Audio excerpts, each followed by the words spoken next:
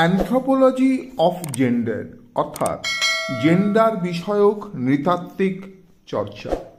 Sex এবং gender শব্দ দুটির অর্থ কিন্তু এক নয়।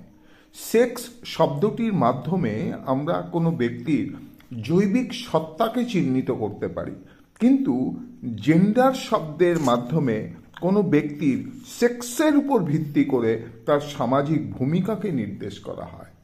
এই বিষয়টি আরও বিশদে জানতে গেলে ভিডিওর সাথে দেওয়া লিঙ্ক অবশ্যই ক্লিক করতে হবে।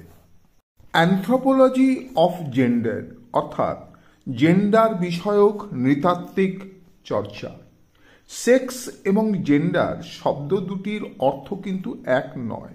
সেক্স শব্দটির মাধ্যমে আমরা কোনো ব্যক্তির জৈবিক সত্তাকে চিহ্নিত করতে পারি, কিন্তু জেন্ডার শব্দের মাধ্যমে কোনো ব্যক্তির